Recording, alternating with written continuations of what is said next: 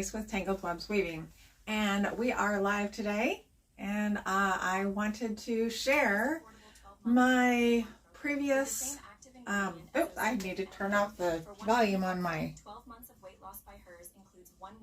computer there. All right, so sorry about this. Let me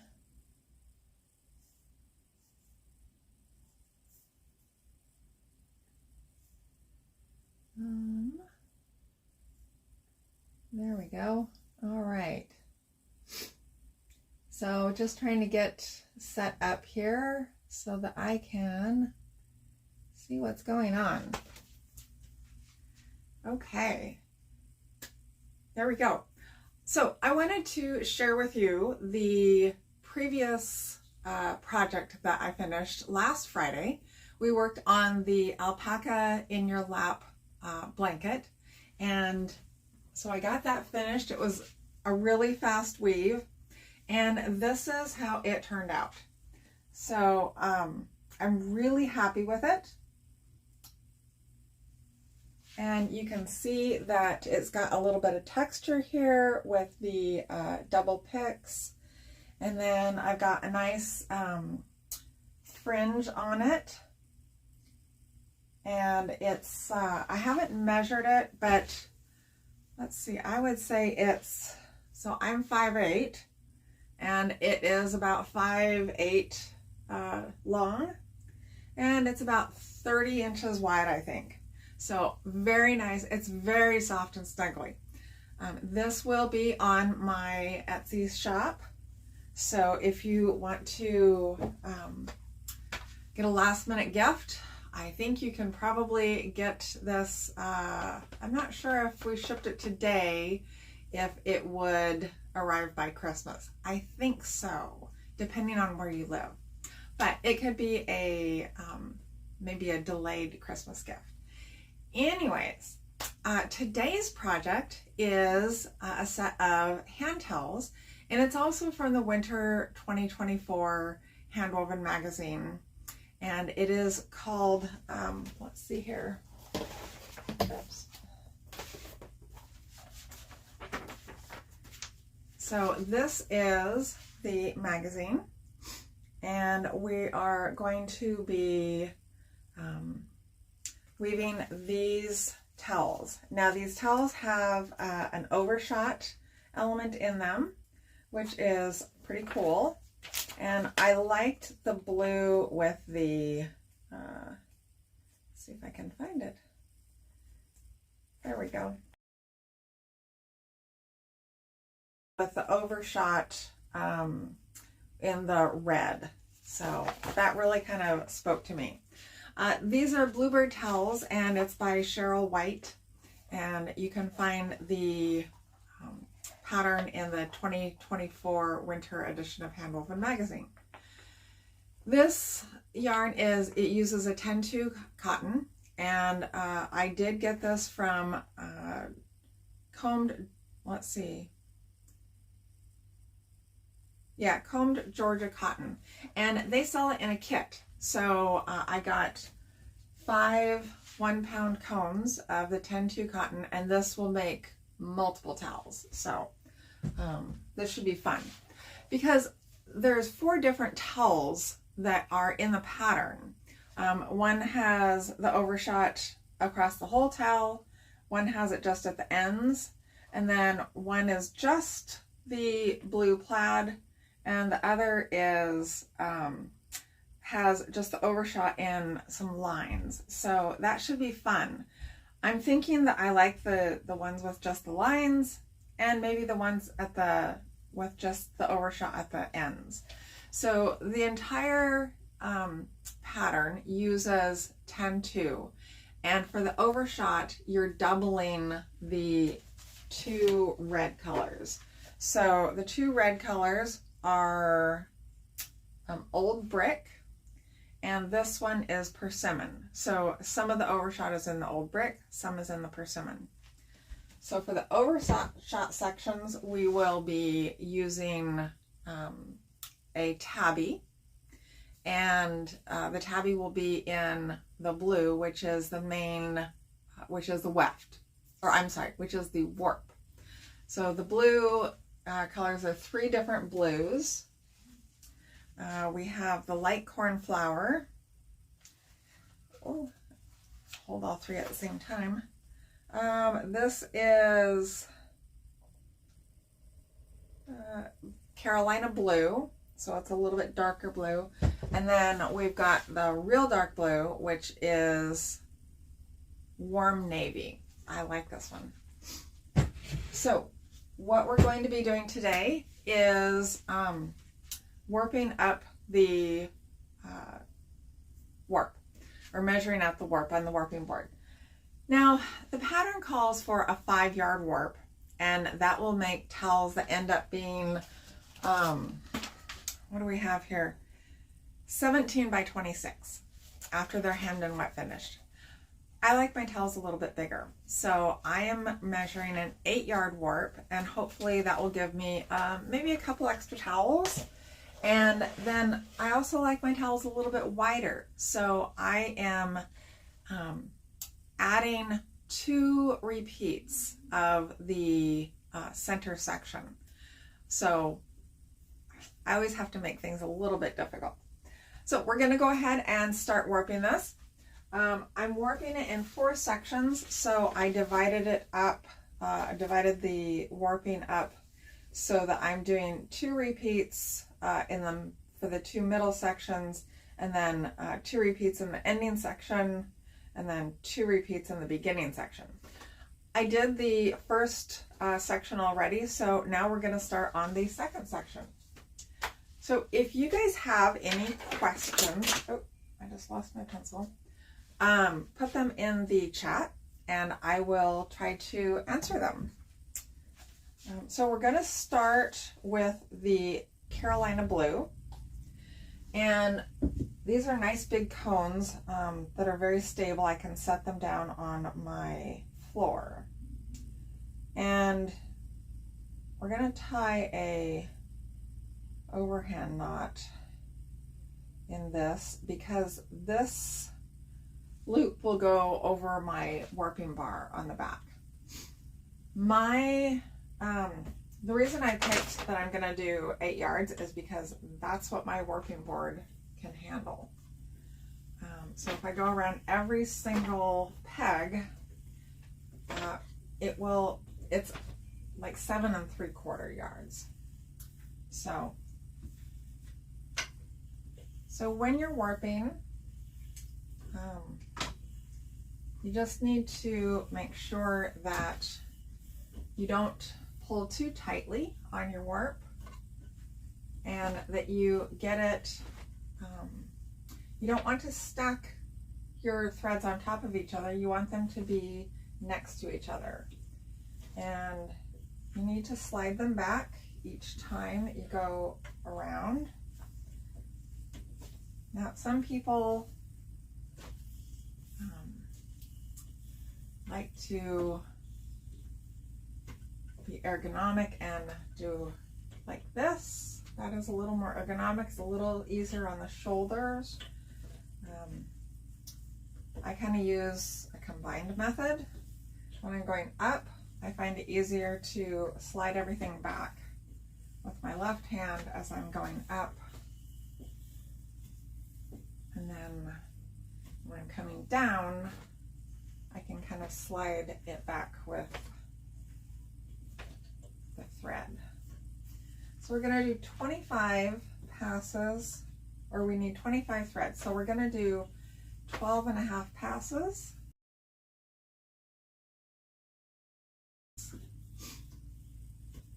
And I'm hoping that you guys have some questions, because otherwise this is going to be a really boring live feed with me just rambling away.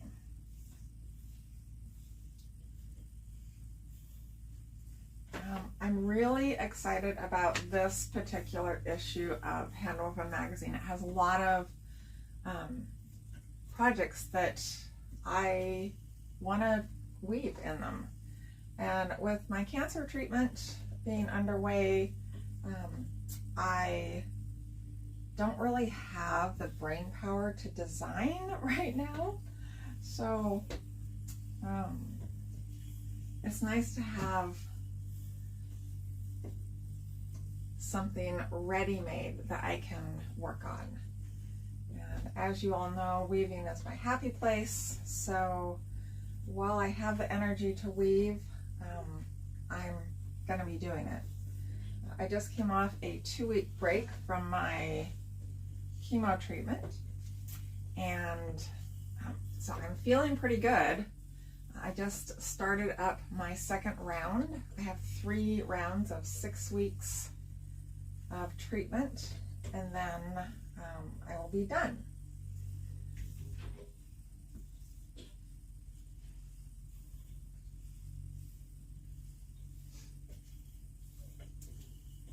So because I can't count and talk at the same time, I need to figure out how many I've done. So we go 2, 4, 6, 8. So this will be 9. And we're doing 12.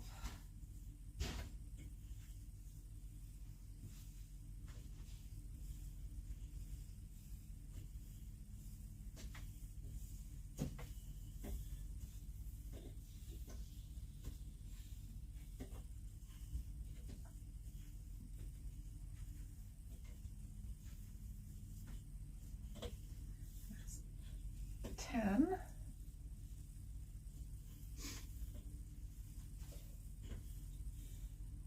So I'm hoping that you can see this okay.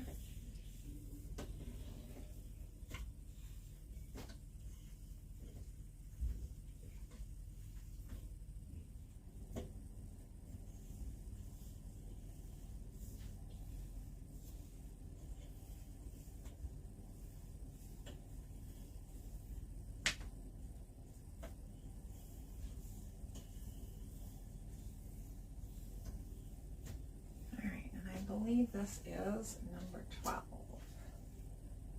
I will double check because there's nothing worse than getting to the end and finding as you're warping your loom, you didn't put on, you missed a thread or 2.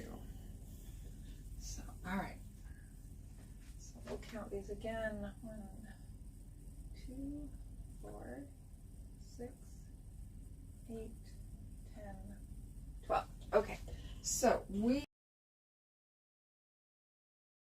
25. So I am going to go back down to the bottom.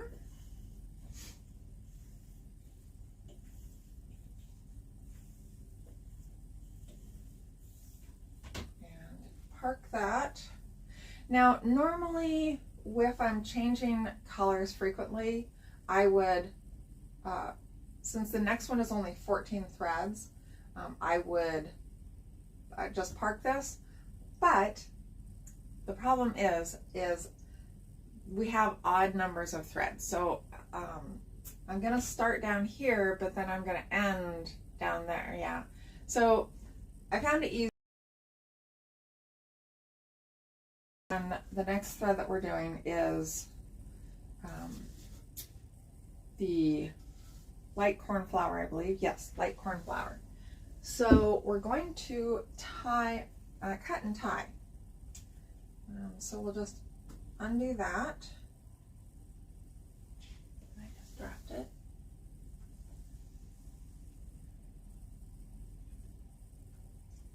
And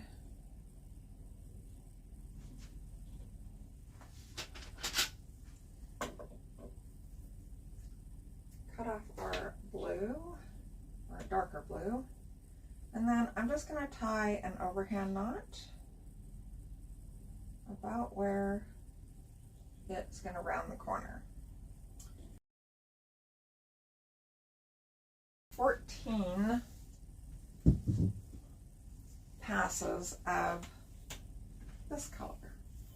So now we're going to count our passes up here at the top rather than the bottom.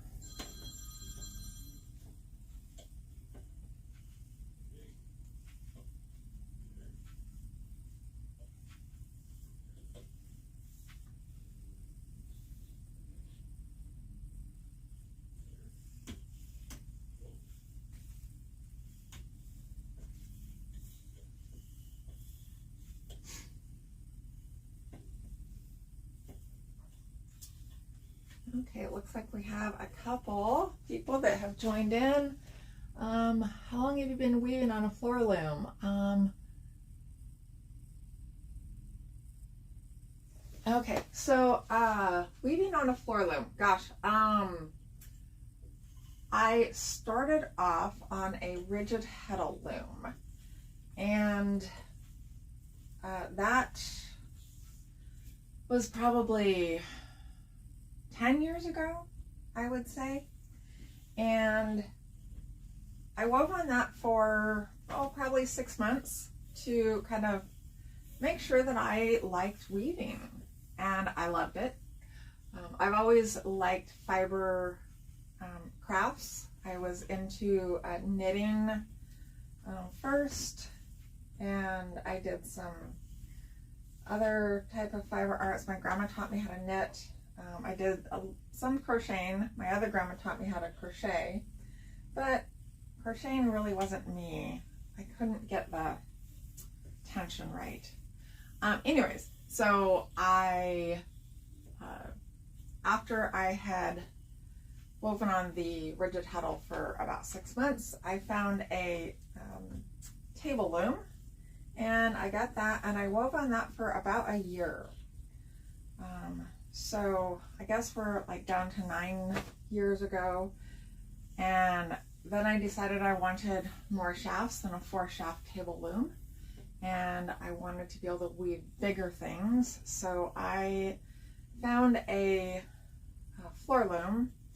I think it was a 48-inch floor loom. Maybe it wasn't that wide. I think it was 48 inches. And about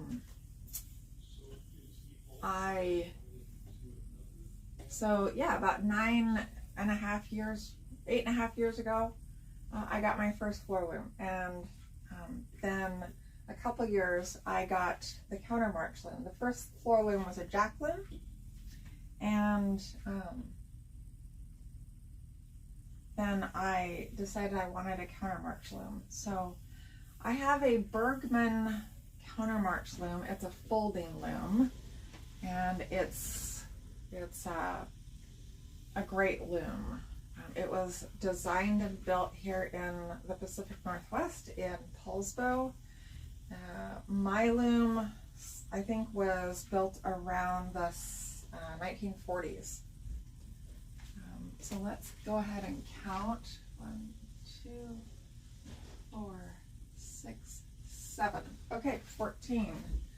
I am there. And now we're going to do 3 passes of the warm and tie that I threads. So the other question was, how wide and long are the towels going to be? The original pattern calls for the finished towels to be, let's see, I have written this all down, 17 by 26. So by increasing the repeats by 2, I am making them finished length or finished width will be about 21 3/4, and the finished length after hemming will be about 29 1/3 inches. So I prefer a little bit bigger towel. All right, so we're going to do 3 passes of the dark blue. 1, 2,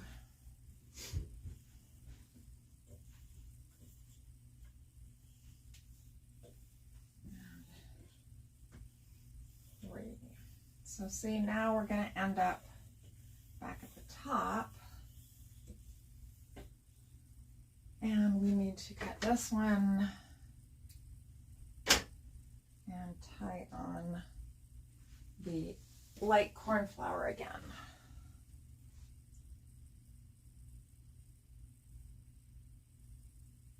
And tying on is not a big deal. All right, and then we're going to do 14 repeats of the light cornflower again.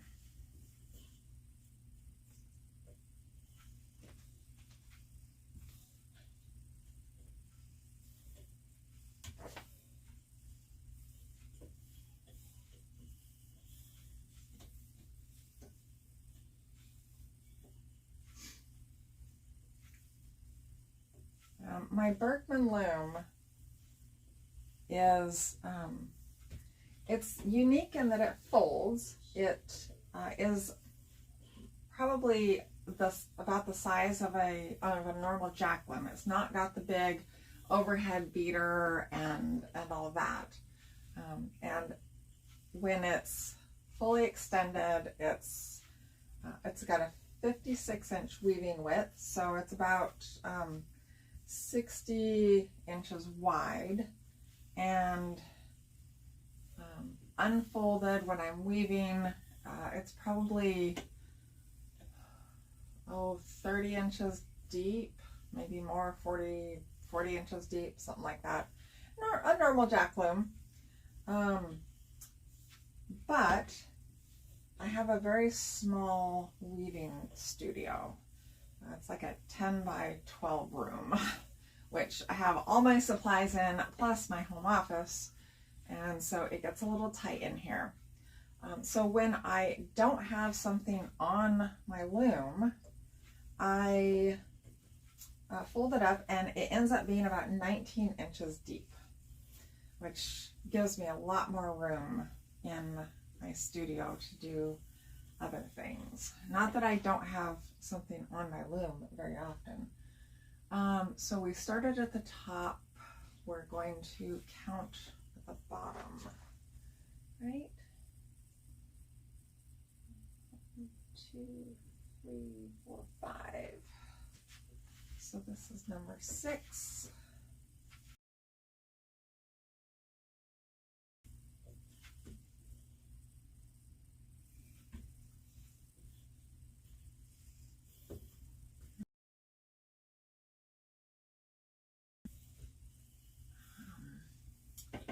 Question.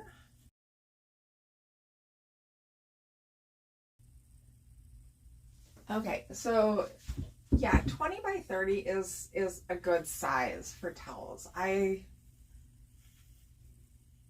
kind of shoot for that. So, you know, if it's a little bit more based on the repeats, that's okay.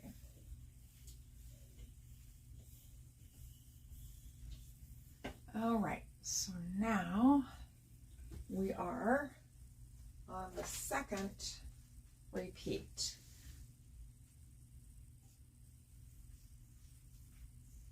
And we're going to go back to the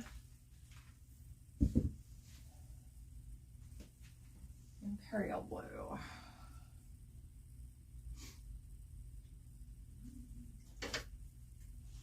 That one off. Tie her overhand knot. And we'll do 25 repeats of this.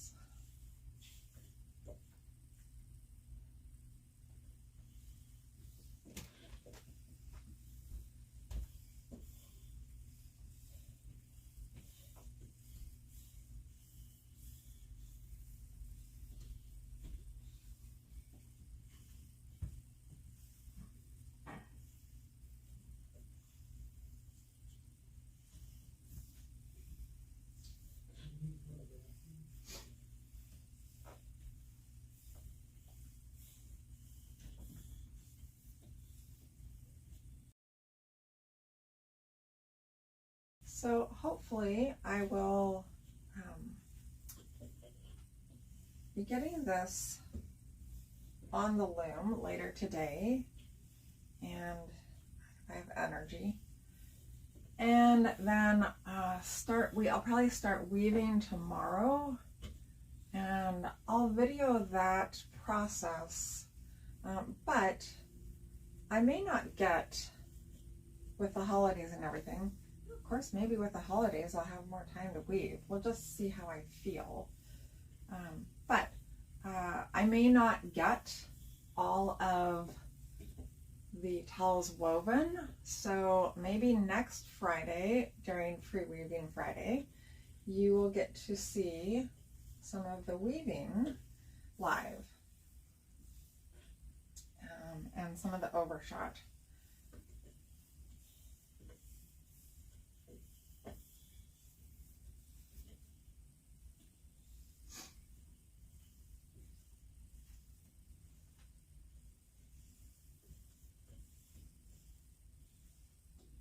Oops. There we go. Last night when I was winding the first bout of this, I ended up skipping a peg and had to unwind several passes because I hadn't figured it out.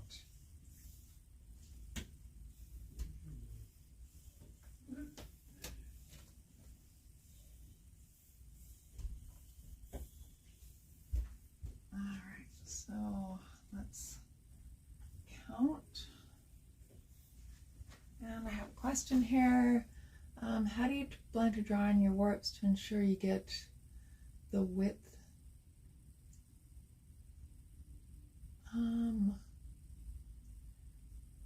How do you plan for drawing? Oh, for drawing on the warps. So I assume there's about a 1/2 inch drawing on each side, and that's just kind of what I've learned from my own weaving, that that's how much drawing I get. 2, 4, 6, 7. Okay. So the drawing is kind of built into the pattern. So if I end up having a little more draw-in than what is accounted for, then I'll have a little bit narrower towels. But for the most part,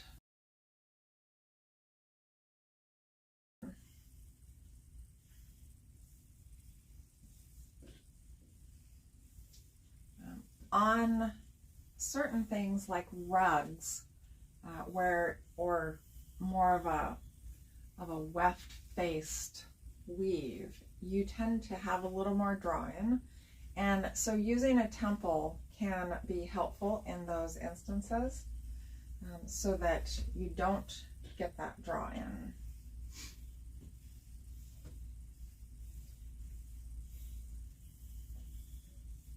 And even on the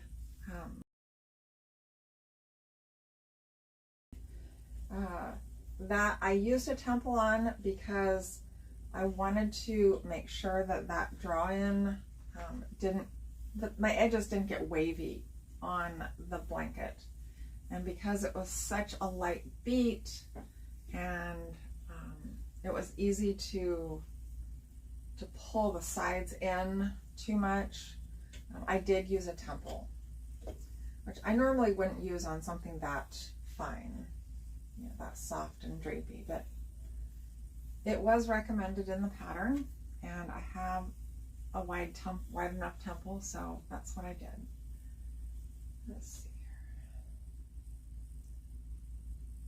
here. 2, 4, 6, 8, 10, 12. All right, so now this is 25, so come back down to the bottom.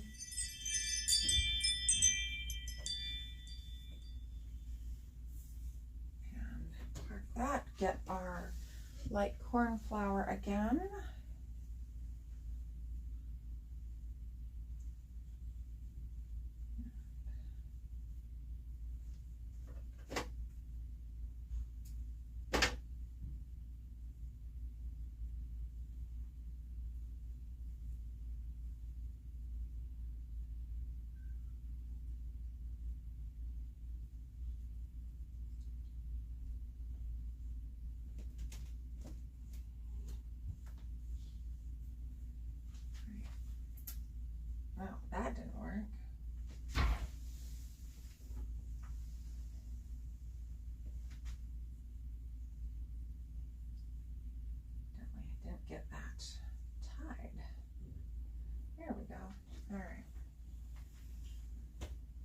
we're gonna do 12 of these.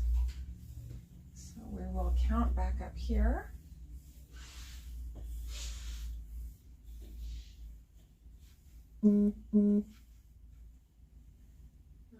No, 14. So we'll do 7 full passes.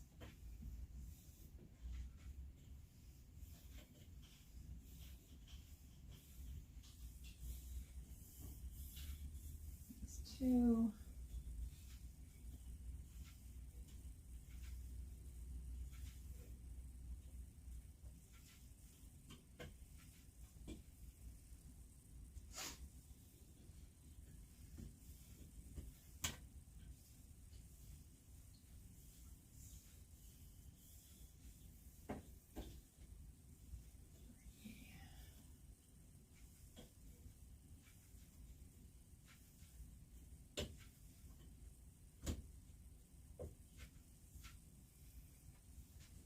Let's see here.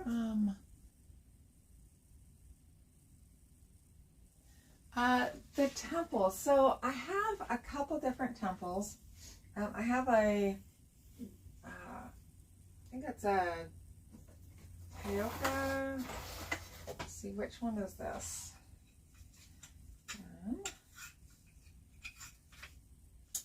Well, that one doesn't have a brand on it.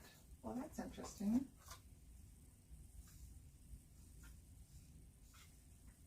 That is, oh, that is, yeah, one that I inherited. This is,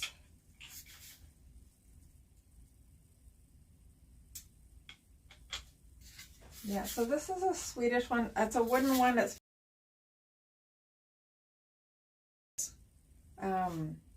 because it is nice and lightweight. And then this is a little bit heavier one, a little bit wider and a little bit longer. I think it'll go. So that one would be good for towels and lightweight items. For rugs, I prefer the metal Toyokas because they are very strong and they can handle the tension. Let's see.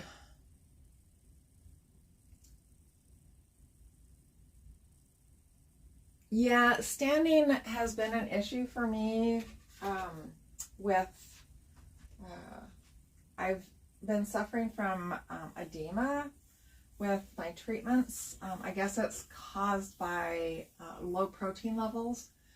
And so standing has been an issue. I mean, I suppose if you mounted your, like this is clipped onto my work shelving. And if I clipped it onto the lower one, it's possible I could sit and do it. Might be a little bit harder on the shoulders. And the David loom. The David looms are really nice looms. I looked at those, unfortunately, kind of out of my price range. So yeah, I'm gonna count this because I get distracted talking. 1, 2, 3, 4, 5. Okay, so this is number 6.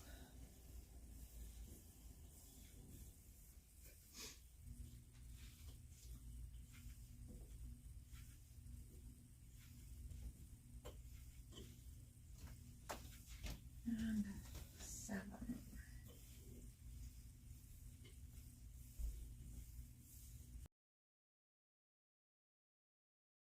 Okay, so back to the warm navy. And we'll do 3 passes of this.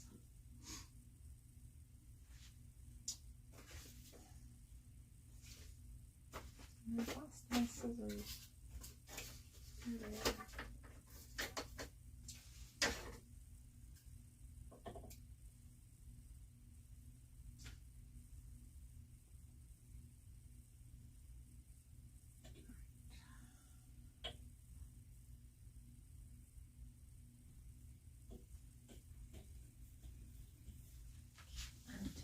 all this down here.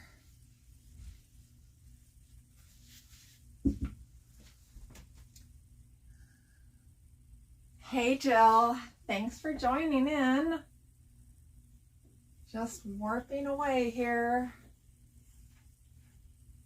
I think these towels, even if, so one of the towels is done just in the plain weave plaid, and I mean, I love the blue, so I think, and I love plaid, so I think these will turn out really nice. But I'm really excited to try the overshot on these and see how I like them. I'm not sure I'm gonna like having 100% overshot, but we'll see. All right, 3. But I definitely will like having it at either end, and also having the narrow stripes of overshot. I think that'll be fun.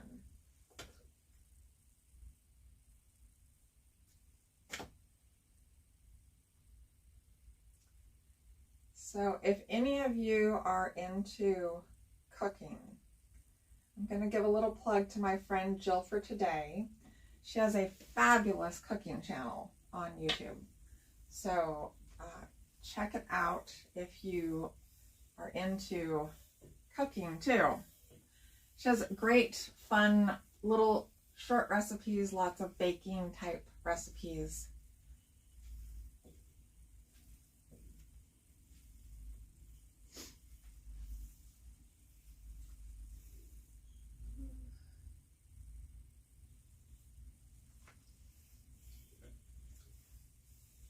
So her channel is Jill for Today, and I would highly recommend it. So there's your plug, Jill. So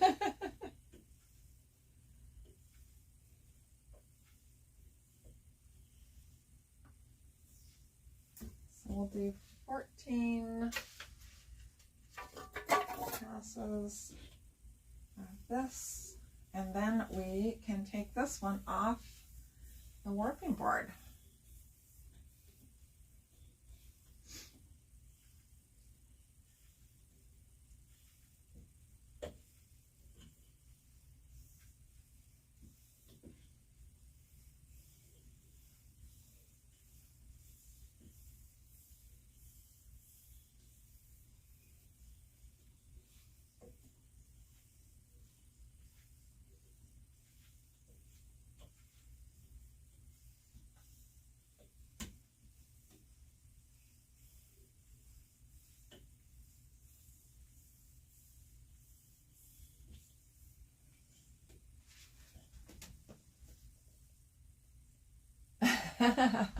Let's see, did I miss anything?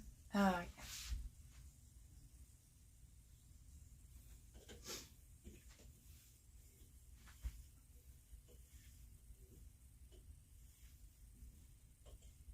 have a little slab right here. It should be okay. Kind of pull it off a little bit. One thing that you do want to watch for when you're warping is knots. So if you come across a knot in your warp while you're winding it, you really want to get rid of that and not have it be in the middle of your project. So usually what I do if I find a knot, I will back up to the end, create the knot up here, and then continue winding the warp. Let's see here. 2, 4, 6, 7. So this should be the last one.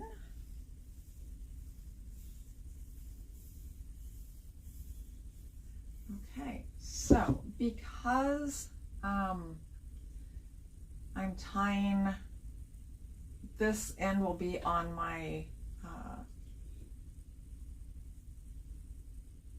through my warping rod, I'm going to tie an overhand knot in it so that I have something stable to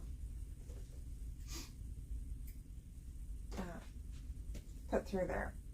All right, so now we're going to take this off the warping board. And I'm just gonna kind of pull it forward a little bit. It's nice I don't have my path string to worry about. So, and I like to use these clips, and some people call them IKEA clips, chip clips. I got them off Amazon.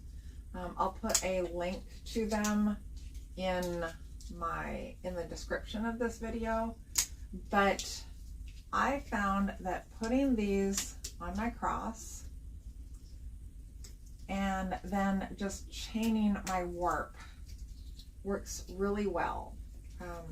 Chaining the warp keeps the warp under tension and keeps it from twisting on itself.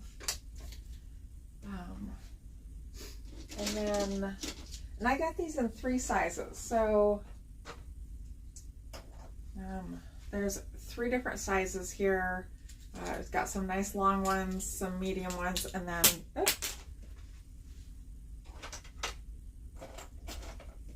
these little bitty guys. So these are really handy for winding your warp. And then I use the bigger ones on the ends.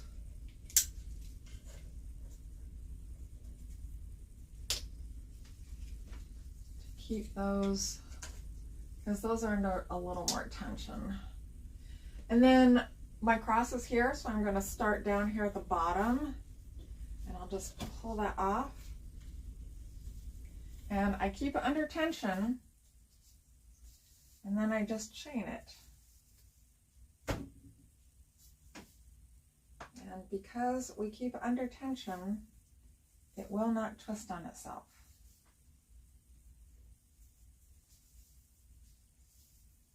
And then when I am warping onto the loom, I just unchain as I go, and I keep weights on my warp, on my cotton warps. On wool warps, it kind of depends on how long they are. If it's a real long warp, I'll usually put tension on the warp. But if it's a shorter warp, I'll just use the crank and yank method, where you crank a half a yard on and then kind of tug on the warp, make sure everything is staying aligned and untangled. All right.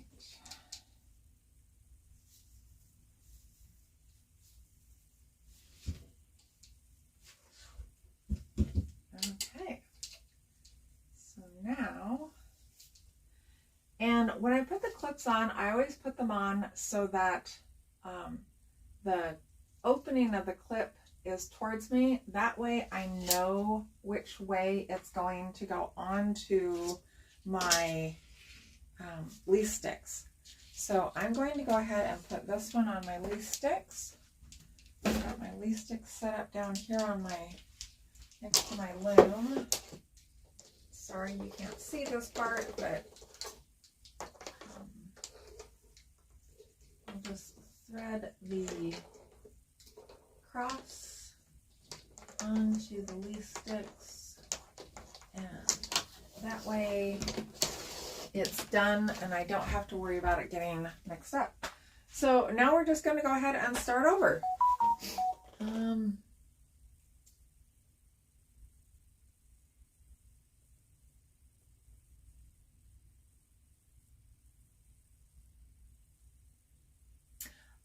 Let's see, weave knot. What type of knot do you use?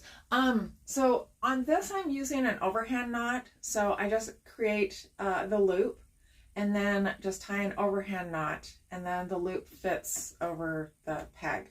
A lot of times I'll use a slip knot, and that'll just come out real easy. But because I am, I want a nice, I don't want that slip knot to move when I put it onto my warping rod on the back of my loom.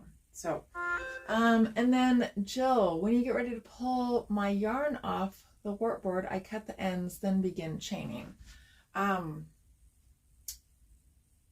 Oh, so you cut the ends, so like you cut the loop? I'm not sure what you mean by that, but okay. Interesting. All right, so let's see, how far are we in? 9:45. We can get started on another round if you guys are up for it. It's kind of boring watching me just ramble on and warp, but hey, if you guys are into it. So the knot. So create a loop and then just an overhand knot. Pull that loop through and make a nice big loop so that you can get that through your warping rod. And then I just put that over the end like so. All right, so we're gonna do 25 of the Imperial Blue, I believe is what it's called.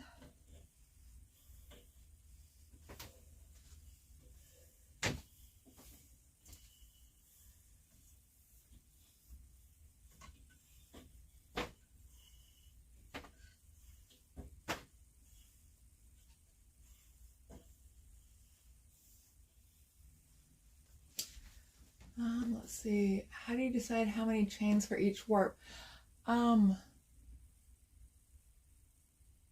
end will that will be tied onto the least stick on the breastpin. Oh yeah, so Jill, you know, yeah, you can do that. I found that if there's any difference in length, that I can kind of even that out with those, if I leave the loops intact. Either way would work though. I don't see a reason not to. And then what was the other question? How do you decide how many? So it kind of depends on the width of the warp, how many threads there are in the total warp. So I try to divide it, well, part of it depends on how much my warping board will handle. I probably could have gotten another round, another repeat on my board, but I like to have the bouts divided from one side of my center to the other. So doing either 4 or 6 is nice, depending on how many threads are in each repeat, in each bout. But if I span the middle of my loom with it's not a problem. So it really just depends on how many threads are in how many threads are in total, and how many I think I can fit onto my board.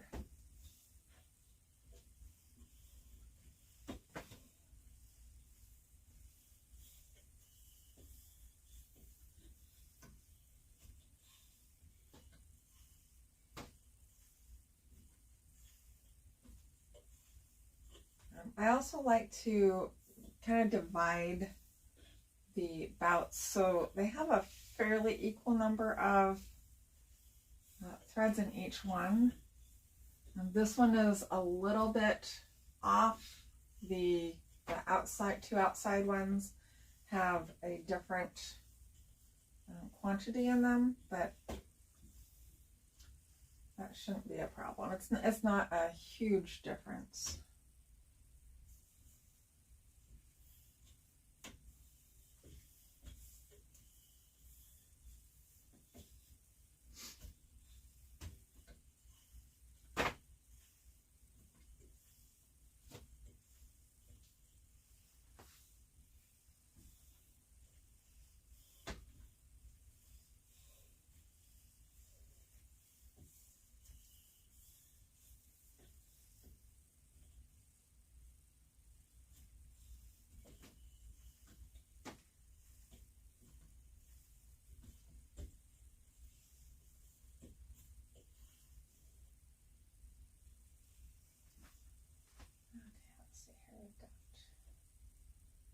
2, 4, 6,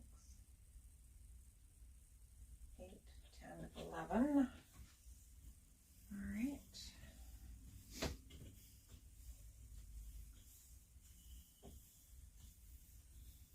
12.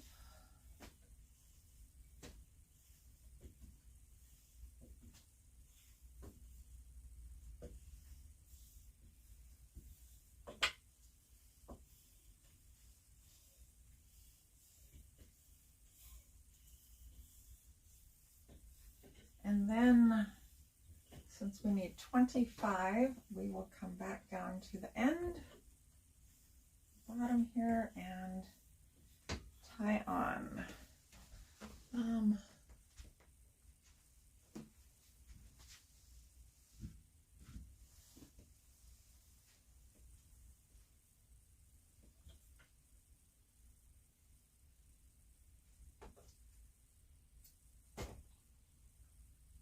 And again, this knot down here, I just do a simple overhand knot. You could do a weaver's knot, but a simple overhand knot will suffice just fine.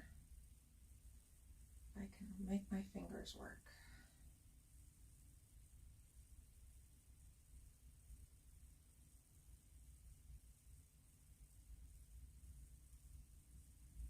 Which I can't do.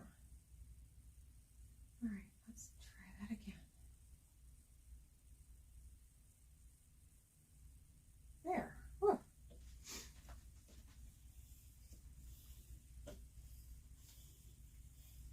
So with my chemo treatment, I do have some peripheral neuropathy, which kind of makes my fingers not work sometimes. All right.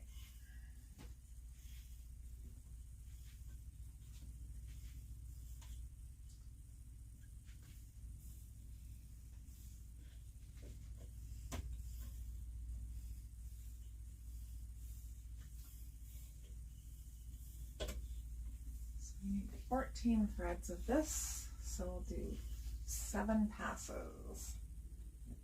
Since each pass makes 2 threads, I only need to count half the passes.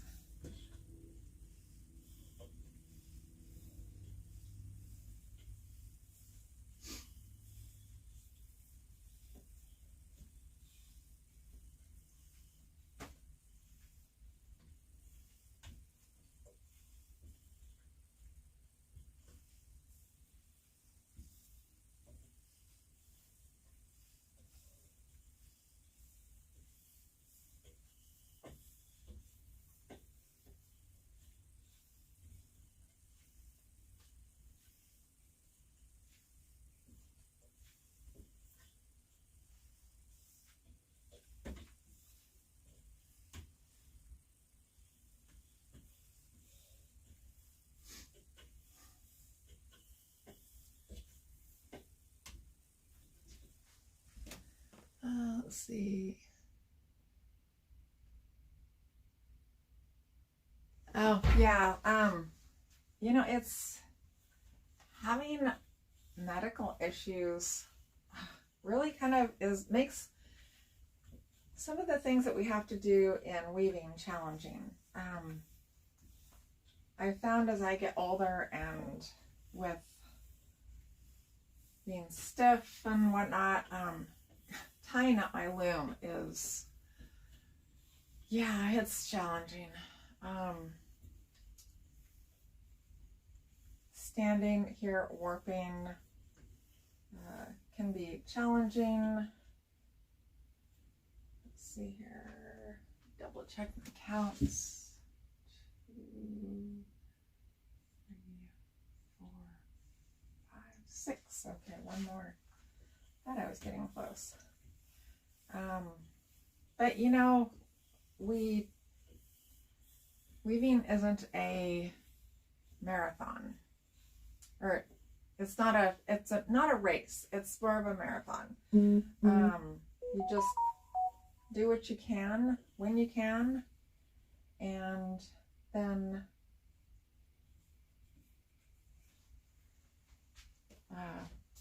yeah, work with what you can. So 14, and then the dark blue.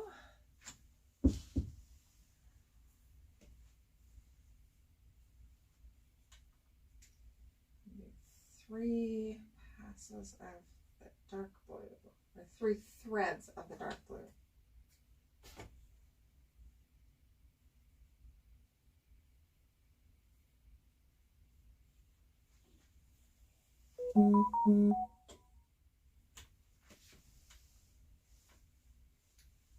That attached. There we go.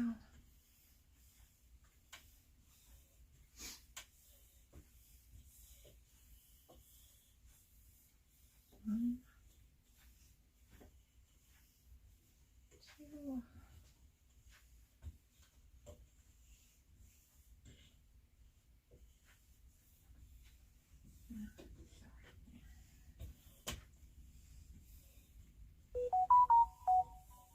Oh, my phone is just going crazy with notifications, evidently. All right, and then switch back to, so I can see I'm going to have a lot more of the dark, that warm navy left over, which maybe if I do another set of these, we can change up the colors. That would be kind of fun, wouldn't it? Give it a little bit different look. Okay.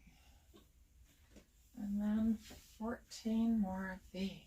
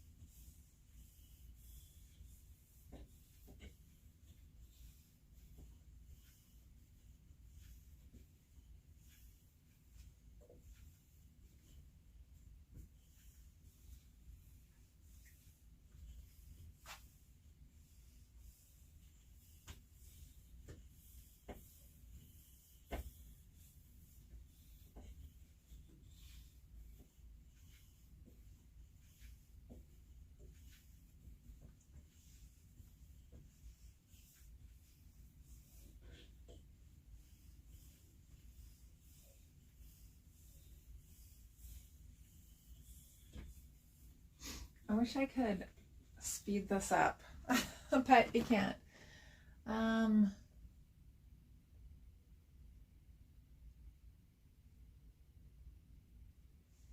Interesting. Getting yarn in the UK is challenging, huh? I would not have expected that, given the UK has such a big wool industry, I thought, but maybe I'm wrong. Let's see, 2, 4, 6. Is it all yarn or just like cotton yarns that you have a hard time getting? I'd be interested to know that.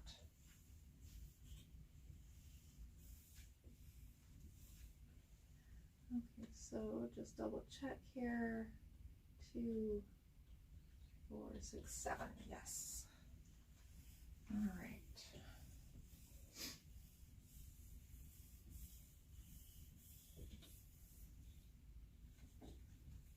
Okay.